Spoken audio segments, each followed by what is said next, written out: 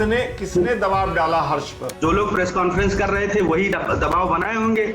मुझे तो लग रहा है कि डिप्टी सीएम की भी साजिश हो सकती है उसमें। चंद्रशेखर नहीं करते हैं क्या बातें, भद्दी बातें सवर्णों के विषय में या हम लोगों के विषय में? उनको नगीना के हर नागरिक ने वोट दिया होगा, चाहे वो सामान्य वर्ग का हो, चाहे वो पिछड़े वर्ग का हो, चाहे वो दलित वर्ग का हो, चाहे वो अल्पसंख्यक का हो, तो उनको वोट दिया गया है अगर सबके द्वारा, तो उनको सबकी बात करनी चाहिए। आप अपने जीवन में शिवम, आप अपने जीवन में अपने घर परिवार में मनुस्मृति के हिसाब से ही चलते हैं, आप ये कह रहे हैं? बिल्कुल हैं, संविधान से चलते हैं। हर व्यक्ति, भारत का एक एक नागरिक 1947 के बाद संविधान से चल रहा है। तो आप ही करें कि मनुस्मृति की मैं पूजा करता हूं और मानता हूं, इसलिए मैंने ये पूछा। मैंने कहा यदि, मैंने दूसरे की बात करी है। पिछले दिनों हमने देखा कि नीट के मामले पर देश की राजधानी दिल्ली के जंतर मंतर से एक प्रोटेस्ट खड़ा हुआ और शिक्षा मंत्री को इस्तीफा देना पड़ा। फिर हमने देखा कि झारखंड में छात्रों का एक प्रोटेस्ट हुआ और वहां सरकार को झुकना पड़ा। बिहार में छात्र आंदोलन की आहट भर हुई कि बिहार सरकार को छात्रों की मांग माननी पड़ी।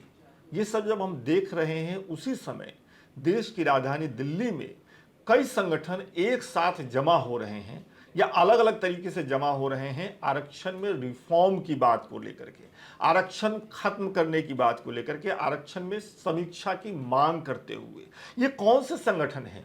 कई सारे संगठन हैं, कई सारे चेहरे हैं, लेकिन एक संगठन रिजर्वेशन रिफॉर्म सत्याग्रह प्रमुख तौर पे इसलिए हमारे सामने है कि जंतर मंतर पर इन्होंने एक दिन का प्रोटेस्ट किया, आंदोलन किया। उसके संयोजक हैं ठाकुर शिवम सिंह। इसी संगठन से जुड़े हुए बताए जा रहे हैं हर्ष दुबे भी, लेकिन शिवम कह रहे हैं कि हर्ष दुबे पर दबाव डाला गया, जिसके बाद उन्होंने एक प्रेस कॉन्फ्रेंस आयोजित की थी। तो इस बातचीत में शिवम सिंह को हम लाते हैं और उनसे कुछ कड़े सवाल पूछते हैं, जानने की कोशिश करते हैं कि जिस वक्त देश में युवाओं का एक संगठित नेतृत्व खड़ा हो रहा है, उसी समय आरक्षण के नाम पर उनको बांटने की कोशिश क्यों हो रही है। सबसे पहले तो ये बताइए कि आपका जो संगठन है रिजर्वेशन रिफॉर्म सत्याग्रह, इसमें एक और नाम हर्ष दुबे का चल रहा है, जिन्होंने उत्तर प्रदेश में जिन्होंने ब्रजेश पाठक के साथ प्रेस कॉन्फ्रेंस भी की। वहाँ पे कहा गया कि इनकी मांगों पर हम विचार कर रहे हैं। इंटरनेट पर हम देख रहे हैं कि कुछ लोग हर्ष दुबे के साथ जाने की बात कर रहे हैं, कुछ लोग आपका नाम ले रहे हैं। तो आप लोगों का एक ही संगठन है, एक ही संगठन के आप लोग हैं, क्या है मामला? देखिए, अभी तो क्या चल रहा है? स्क्रीन फूट गई थी, तो अभी तक तो कोई बात हो नहीं पाई अपनी टीम से पूरे। मैं दिल्ली पहुंच रहा हूं, पहुंच करके दिल्ली में बैठक होगी अपने टीम के साथ। उसके बाद जो होगा निर्धारित किया जाएगा प्रेस कॉन्फ्रेंस के माध्यम से। प्रेस कॉन्फ्रेंस कल होगी, पहली बात। दूसरी बात यह है कि हर्ष दुबे के ऊपर दबाव बनाया गया। हर्ष दुबे को क्या किया गया कि उसको जो है ले जाकर के सीधे डिप्टी सीएम के पास पेश किया गया, और उसने उसकी डिमांड भी आप देखिए, कोई डिमांड नहीं रख रहा है। आरक्षण पर तो बात ही नहीं कर रहा है वो। तो ऐसे में क्या माना जाए? मुझे तो लग रहा है कि पूरा सोची किसने दबाव डाला हर्ष पर? जो लोग उसके साथ जो लोग प्रेस कॉन्फ्रेंस कर रहे थे वही दबाव बनाए होंगे।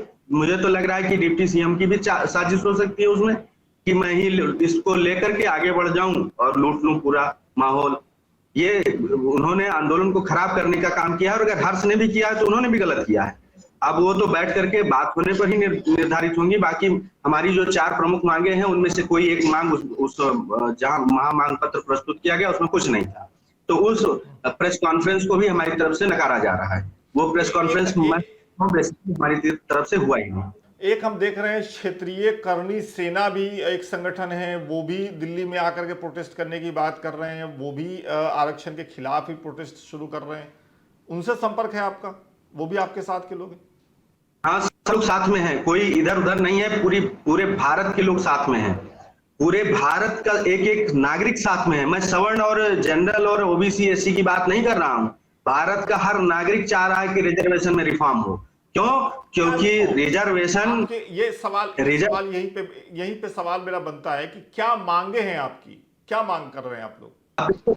रिजर्वेशन में रिफॉर्म 4 प्रकार से हम मांग रहे हैं। एक तो शिक्षा में आरक्षण नहीं संरक्षित है, पहली बात। इसका क्या मतलब? सबसे पहली मांग है, इसका मतलब यह है कि आप संरक्षण चाहिए।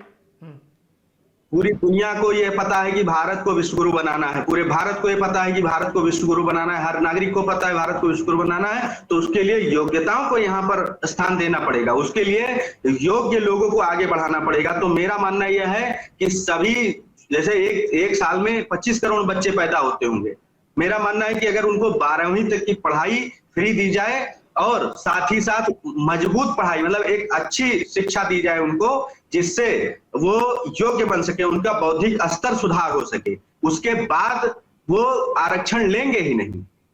मैं बता रहा हूं, जब एक बौद्धिक स्तर व्यक्ति का सुधर जाता है, बौद्धिक स्तर जब उसका अच्छा हो जाता है, योग्य बन जाता है बच्चा, तो खुद ही कंपटीशन हो या फिर किसी प्राइवेट सेक्टर में जॉब की बात हो, वो खुद ही ले लेगा, फिर आरक्षण की जरूरत ही नहीं पड़ेगी, पहली बात। इसीलिए मैं चाहता हूं आरक्षण में जो है, शिक्षा में आरक्षण नहीं, संरक्षण मिले उन लोगों को जो गरीब है। नहीं, एक मिनट, तो मुझे यहाँ पे रुक करके बात करते हैं। मुझे लगता है कि आप लोगों को तो आंदोलन इस बात के लिए करना चाहिए कि पूरे देश में 12वीं तक सरकारी स्कूल में अच्छी पढ़ाई लिखाई सबको मिले।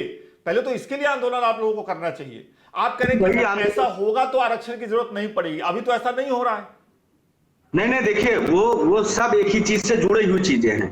वो कैसे रिजर्वेशन, वो रिफॉर्म से ही जुड़ी हुई चीजें हैं। वो भी तो एक रिफॉर्म की बात कर रहे हैं ना, शिक्षा में सुधार की तो बात कर रहे हैं, शिक्षा में आरक्षण ना मिले, संरक्षण की ही तो बात कर रहे हैं। वो सुधार ही है एक प्रकार का, और उसी पर ही आंदोलन जारी है। और उन्हीं से जुड़ा हुआ और 3-4 पॉइंट्स हैं, उन पर भी भाई देखो, जब आंदोलन होता है, बड़ा आंदोलन हो रहा है, तो ऐसा नहीं है कि केवल एक ही विषय पर आंदोलन हो, वो कई चीजों में सुधार की बात की जा सकती है। अब जैसे हमारा दूसरा मांग है कि नौकरियों में जो आरक्षण लगाया जाता है, आरक्षण दिया जाता है, वो क्या है कि किसी को भी मतलब कट ऑफ उसका -40 पर भी हो तब भी चल जाएगा। ये कौन सी बात हुई? -40 का आप लोग लगातार रट लगाते हैं, कहाँ कोई आंकड़ा है आपके पास? बिल्कुल है। अभी राजस्थान में एक वहां चुनाव हुआ, और तमाम ये अभी देख रहे हैं पीजी में, जो एमबीबीएस के बाद जो पीजी होता है नीट, उसमें जो है डॉक्टर में, उसमें आप देख लीजिए माइनस लोग नंबर ला करके, 2 नंबर ला करके यहाँ डॉक्टर बने। आप क्या बात कर रहे हैं भैया? बात यह है कि मेरा मानना है कि कम से कम न्यूनतम कट ऑफ हो। जैसे मान लीजिए कि एक निर्धारित किया जाए कि इस अंक से नीचे लाने वाले व्यक्ति को नहीं चुना जाएगा, चाहे वो किसी आरक्षित कैटेगरी में आ रहा हो या किसी भी कैटेगरी में आ रहा हो। एक न्यूनतम कट ऑफ निर्धारित, लेकिन आरक्षण तो अब सवर्णों के लिए भी है ना, ईडब्ल्यूएस तो है ही ना। आरक्षण है, उसे जरूरत ही नहीं है, ऐसे आरक्षण की जरूरत नहीं। वो कुछ समय पहले तक आप लोग मांग कर रहे थे, इसके लिए इतनी लड़ाइयां लड़ी गई कि भाई सवर्णों को भी आरक्षण दीजिए। प्रकार से संरक्षण है। ईडब्ल्यूएस का क्या मतलब है? Economical west weaker section. तो वो क्या है कि जो इकोनॉमिकल वीकर्स लोग हैं उनके लिए है, जो कमजोर हैं, वो सवर्ण की बात नहीं है, वो हर वर्ग को मिल रहा है। नहीं, लेकिन उसमें सिर्फ सवर्ण ही शामिल हो सकते हैं। कहां बात कर रहे हैं आप? ईडब्ल्यूएस में कोई और जाति शामिल नहीं हो सकती, आपको नहीं मालूम है? आप वही तो समझ नहीं पा रहे हैं। सारे लोग शामिल हुए हैं, जैन, बौद्ध, सिख, ईसाई, मुस्लिम, सारे लोग। उसके बाद जनरल, सबसे गरीब अगर देखा जाएगा तो आप निकालेंगे आंकड़ा है तो सवर्ण ही, लेकिन फिर भी उसमें सारे धर्मों को सम्मिलित किया गया। वो केवल उसके लिए नहीं है, वो जनरल के लिए है। सवर्ण का एक चीज बताइए शिवम, मैं जंतर मंतर पर आप लोगों के प्रोटेस्ट में था, आप अभी कह रहे थे कि सवर्ण सबसे गरीब या सवर्ण सबसे कमजोर, या आपके सोशल मीडिया पे मैं एक फोटो भी देख रहा था कि मैं सवर्ण हूं, प्रताड़ित हूं, आपने वो मतलब सांकेतिक तौर पे एक फंदा भी लगाया हुआ था। लेकिन जंतर मंतर पर प्रोटेस्ट हुआ, उसमें मैं गया तो मैंने देखा कि डॉक्टर भीमराव अंबेडकर साहब के लिए आपत्तिजनक बातें लोग कह रहे थे, इवन मंच से भी कही गई कुछ बातें। ओबीसी कानून, ओबीसी जो रूल आया उसके खिलाफ जो प्रोटेस्ट हुआ, उसमें देश के मौजूदा प्रधानमंत्री को भद्दी भद्दी गालियां दी गई, उनकी जाति का सार्वजनिक तौर पे मजाक उड़ाया गया। ये सब सवर्णों के अलावा और कौन कर पा रहा है देश में? तो एक तरफ आप कह रहे हैं कि हम सवर्ण हैं, हम प्रताड़ित हैं, दूसरी तरफ बिना गाली के बात ही नहीं हो पा रही है। ये कैसे एक साथ फिट हो सकती है? उसी पर मैं आ रहा हूं। आप एक भी वीडियो दिखा दीजिए, आप एक भी बयान दिखा दीजिए जो भीमराव अंबेडकर जी के विषय में दिया गया हो, जो अभद्र हो, जो गाली हो। दूसरी बात, आप प्रधानमंत्री जी अभी एक यूट्यूबर है, नाम आप जानते हैं, उन पर SC/ST एक्ट के तहत मुकदमा दर्ज हुआ है, क्योंकि उन्होंने और रिकॉर्ड कैमरे पर जो सांसद हैं चंद्रशेखर, उनके खिलाफ इतनी भद्दी बातें कही हैं जिसको हम और आप यहाँ बात नहीं कर सकते, जिसके बारे में क्या बात कर रहे हैं वो चंद्रशेखर नहीं करते हैं क्या बातें, भद्दी बातें सवर्णों के विषय में या हम लोगों के विषय में? सारी बातें चंद्रशेखर करते हैं। तो अगर कोई आग लगाएगा तो उसका फल तो उसे मिलेगा ही। मैं लेकिन उसका विरोध नहीं कर रहा हूं, उसका समर्थन नहीं कर रहा हूं किसी भी विषय में, लेकिन भाई चंद्रशेखर को भी सोचना चाहिए ना, वो एक संवैधानिक पद पर हैं, उनको नगीना के हर नागरिक ने वोट दिया होगा, चाहे वो सामान्य वर्ग का हो, चाहे वो पिछड़े वर्ग का हो, चाहे वो दलित वर्ग का हो, चाहे वो अल्पसंख्यक का हो, तो उनको वोट दिया गया है अगर सबके द्वारा, तो उनको सबकी बात करनी चाहिए। वो मंचों से सवर्णों को गाली देते हैं, फिर उसके बाद उनको ये भी चाहिए कि नहीं सवर्ण उनकी आरती उतारे, ये कहां से संभव है? पहली बात मैं, लेकिन दूसरी बात, यूट्यूबर का समर्थन नहीं कर रहा हूं, ऐसे लोगों का समर्थन नहीं करता हूं जो गाली देते हैं या जो अभद्र भाषा का प्रयोग करते हैं। मगर चंद्रशेखर जी को भी ये समझना पड़ेगा। देखिए यहाँ अपराध दो प्रकार का होता है, एक तो अपराध जो स्वतः किया जाता है, एक अपराध उकसाने पर जो किया जाता है, तो उसमें कहीं ना कहीं चंद्रशेखर का भी हाथ है, वो उकसाते हैं लोगों को, अपराधी वो भी हैं उतने ही जितने वो यूट्यूबर। क्या कह करके उकसाया है सांसद चंद्रशेखर ने? अगर आपके पास कोई उदाहरण हो तो बताइए, एक आध लाइन जो आपने कोट कर सके आप। बिल्कुल, यदि मैं भगवान राम को मानता हूं, यदि मैं भगवान विष्णु को मानता हूं, यदि मैं अपने देवी देवताओं को मानता हूं, और आप या यदि मैं मनुस्मृति को पूछता हूं, अगर आप उसको गाली देंगे, अगर आप उसको फाड़ेंगे, जलाएंगे, तो भाई कोई भी व्यक्ति अपनी भावनाओं पर जब आहत होगा, ठेस पहुंचेगी, तो वो जवाब देगा, तो वो उसको उकसाना ही कहते हैं। आप अपने जीवन में, शिवम, आप अपने जीवन में, अपने घर परिवार में मनुस्मृति के हिसाब से ही चलते हैं, आप ये कह रहे हैं? बिल्कुल चलते हैं, संविधान से चलते हैं। हर व्यक्ति, भारत का एक एक नागरिक 1947 के बाद संविधान से चल रहा है, जब से संविधान लागू। मनुष्य, आप ही करें कि मनुस्मृति की मैं पूजा करता हूं और मानता हूं, इसलिए मैंने ये पूछा। मैंने कहा यदि, मैंने दूसरे की बात करी है भाई, किसी की, जैसे आप ही हैं, आप किसी को अपना आदर्श मानते हैं और हम उस आदर्श को हम गाली देने लगे, तो आपको क्रोध आएगा कि नहीं आएगा? इसको उकसाना बोलते हैं। मैंने ये नहीं कहा मैं मनुस्मृति की पूजा करता हूं, मैंने कहा कि अगर कोई व्यक्ति करता है तो उसके भावनाओं को क्यों छेड़ा जाए भाई, जबकि भारत में जो स्वतंत्रता है, सबको आजादी है, फिर हम किसी की स्वतंत्रता को क्यों छेड़ें, क्यों छीने? तो ऐसे में वो जितने यूट्यूबर हैं उतने अपराधी चंद्रशेखर हैं। ठीक है, एक चीज और बता दीजिए, आपके संगठन में रिजर्वेशन रिफॉर्म सत्याग्रह है, ठीक है? इसमें मेरा मतलब है कि रिफॉर्म का मतलब होता है संशोधन, है ना, बदलाव।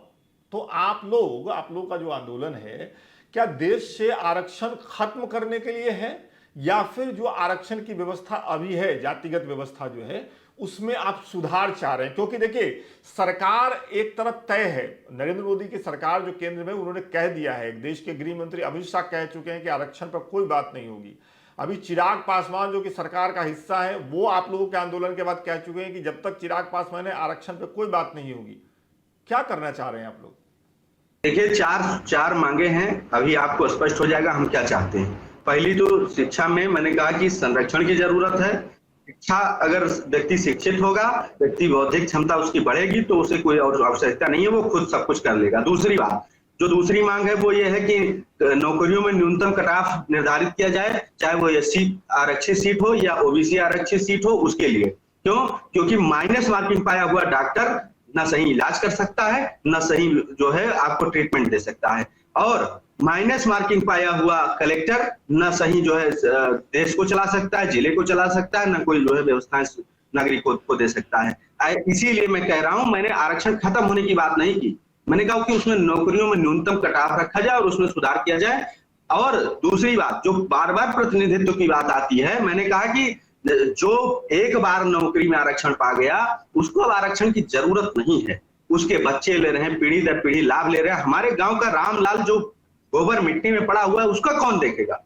कब उसके अंदर सुधार आएगा?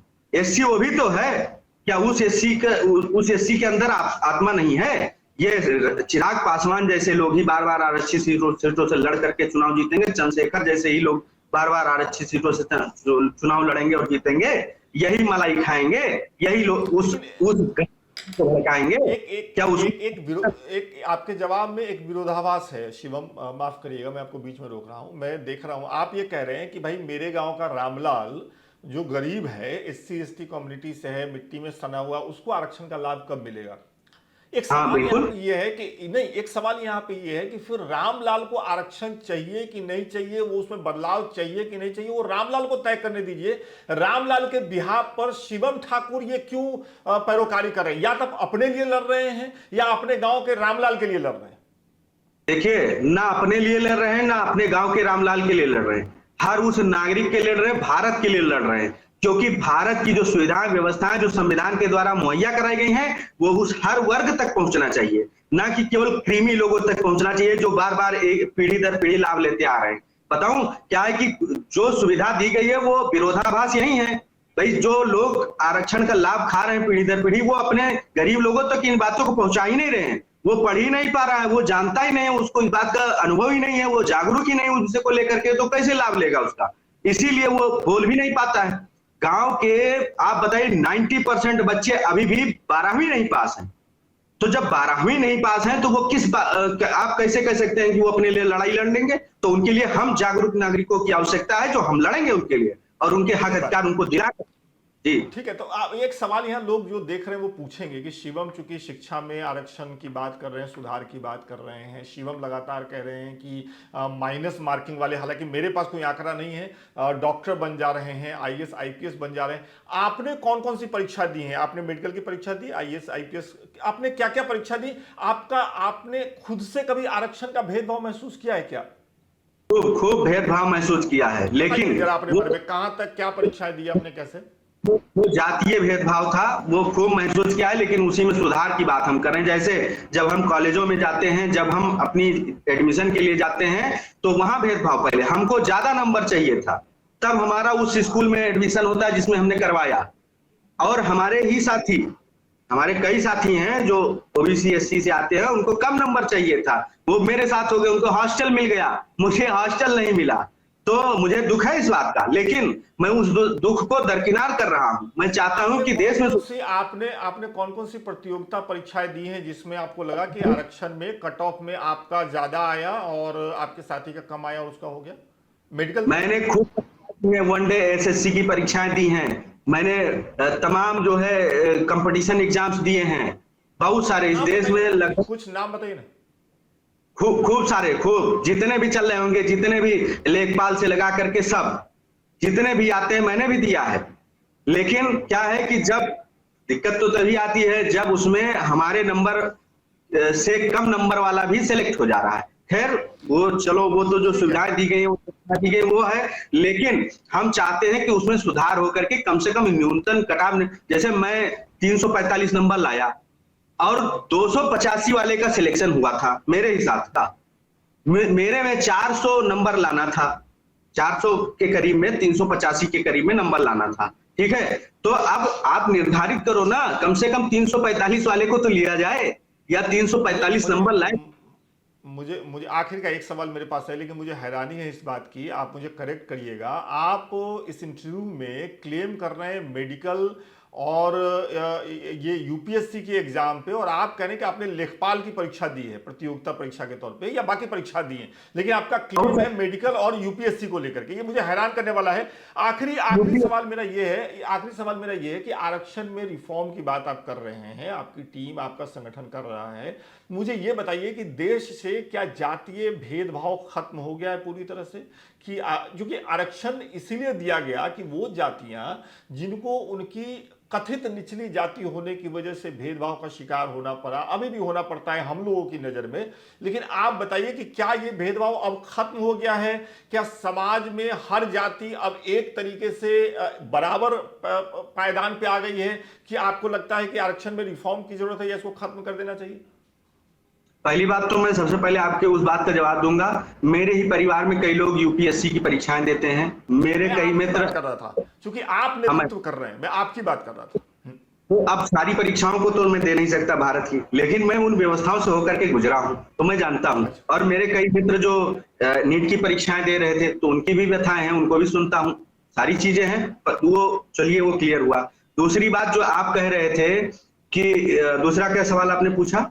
मैंने पूछा कि चूंकि आप लोग जातिगत आरक्षण में रिफॉर्म की मांग कर रहे हैं या कुछ लोग इसको खत्म करने की बात कर रहे हैं, तो क्या समाज से जातीय भेदभाव पूरी तरह से खत्म हो गया है? अब मैं उस पर आता हूं। जो जातीय भेदभाव, हमारा नारा है कि सारी जाति एक समान, मेरा भारत देश महान, ठीक है। और जो आप कह रहे हैं कि खत्म हुआ है या नहीं हुआ, उसके लिए डिस्क्रिमिनेशन के लिए कानून बनाया गया है, SC/ST एक्ट, और तमाम कानून है इस देश में, ठीक है। तो जो कानून की बात है, उसको शिक्षा में, उसको ऐसी व्यवस्था में जहां से भारत का विकास होना है, वहां क्यों डाला जाए? मान लीजिए आप वहां दिल्ली में बैठे हुए हैं, आपके ऊपर वहां किसी ने आपको अभद्र गाली दी, आपकी जात सूचक गाली दी, ठीक है। अब आप कहो कि नहीं, उसकी भरपाई उत्तर प्रदेश में बैठा हुआ शिवम सिंह करे, ये तो गलत बात है, पहली बात। दूसरी बात यह है कि जो जातीय भेदभाव है उसके लिए कानून है, उसके लिए व्यवस्था है। अगर कोई गाली दे रहा है, कोई भेदभाव कर रहा है, तो उसके ऊपर अपराध के तहत मुकदमा दर्ज हो और उसको जेल भेजा जाए।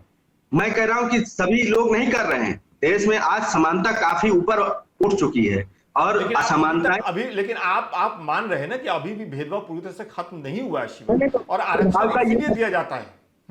हाँ, वही तो दिक्कत है ना। वो जो जिन लोगों ने सोचा, वो लोग पता नहीं क्या सोचे। उन्होंने यही सोचा था कि 10 साल के बाद समानताएं आ जाएंगी, 10 साल के बाद जो भी होगा उसका समीक्षा हो जाएगी। लेकिन आज 80 साल बाद भी समीक्षा नहीं हुई, तो समीक्षा तो कम से कम होनी चाहिए कि कितना सुधार हुआ, क्या नहीं हुआ, ये तो होना चाहिए ना। नहीं, इस बात से मैं भी सहमत हूं कि आरक्षण भी एक कानून है, इस पर बात हो सकती है, इस पर समीक्षा हो सकती है, देश की संसद में इस पर चर्चा हो सकती है, पक्ष विपक्ष इस पर बातचीत कर सकता है, पता चलना चाहिए कि आरक्षण से देश को कितना फायदा हुआ। एक आखिरी सवाल, आपने कहा अभी बोलते हुए, और आपने शुरू में भी कहा था कि चूंकि हमें देश को विश्वगुरु बनाना है, देश को विकसित करना है, इसलिए आरक्षण को खत्म करना पड़ेगा।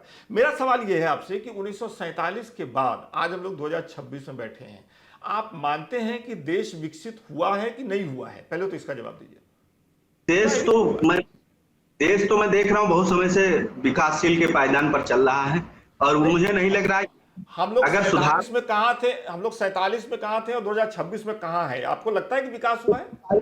तो आप सारे देशों की बात करिए, बराबर में चल रहे हैं। जैसे क्या है कि सारे देश 1947 में क्या थे और 2026 में क्या है, विकास की दर बढ़ रही तो हो रहा है, सब जगह चल रहा है, लेकिन जिस स्तर से होना चाहिए था वो नहीं हो पा रहा है, हमें वो देखना है। आपका मानना यह है कि अगर आरक्षण को खत्म कर दिया जाएगा या उसमें रिफॉर्म कर दिया जाएगा तो देश जल्दी विकसित बन जाएगा, आप ये कह रहे हैं? होने की बात मैं नहीं कर रहा हूं, मैं कह रहा हूं कि देश में योग्यताओं को स्थान देने की जरूरत है। इस देश से ही अमेरिका में जाकर के लोग बैठे हुए हैं, इस देश से ही ऑस्ट्रेलिया में जाकर के लोग बैठे हैं, इसी देश से चाइना में जाकर के लोग बैठे हुए हैं, और वो उन देशों को बढ़ा रहे हैं, उन देशों को विकसित करवा रहे हैं, समझ रहे हैं? हमें क्यों नहीं करवा पा रहे हैं? भारत को क्यों नहीं कर रहे? गूगल का CEO सुंदर पिचाई, गूगल के और तमाम ऐसी संस्थाएं हैं जिनके CEO और जिनके बड़े बड़े पोस्टों पर भारतीय लोग बैठे हुए हैं, तो वो कौन है? वो उनकी बुद्धि का इस्तेमाल अगर भारत में होता तो भारत का विकास होता कि नहीं होता, भारत विकसित होता कि नहीं? भारत में एक बात बताइए, आज ऐसी कौन सी चीज है जिसका निर्माण करते हैं आप? कोई एक बता दीजिए। एक नीडल तक आप नहीं बनाते हैं, एक चिप तक नहीं बनाते, वो भी दूसरे। अश्विनी वैष्णव है, वो कह रहे हैं कि मोबाइल तक बन रहा है। कैसी बात कर रहे हैं आप? सरकार नाराज हो जाएगी, आपको फिर से उठा लेगी यूपी से। इन सबके बातें खोखले हैं, झूठे हैं। मैं बता रहा हूं, एक चिप नहीं बनाते आप, असेंबल करते हैं, सब बाहर से मंगवा करके असेंबल करते हैं, बनाते कुछ नहीं है यहाँ।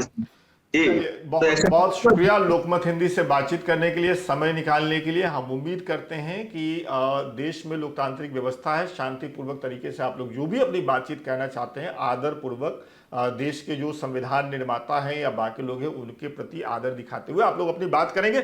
शांतिपूर्वक तरीके से हर किसी को बातचीत करने का अधिकार है। लोकमत हिंदी से बातचीत करने के लिए अपने समय निकाला, बहुत बहुत शुक्रिया।